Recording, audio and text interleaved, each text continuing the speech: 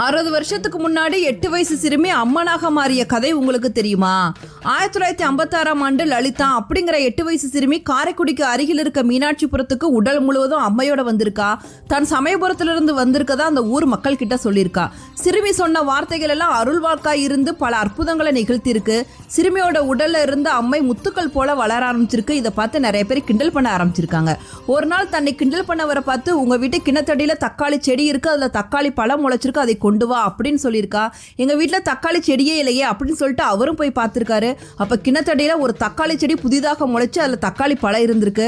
அதை கொண்டு வந்து அந்த தெய்வ சிறுமி கிட்ட கொடுத்து ஆசீர்வாதம் வாங்கியிருக்காரு. அன்று முதல் பக்தர்கள் அம்மனுக்கு காணிக்கையாக தக்காளி பழத்தை கொடுத்திருக்காங்க.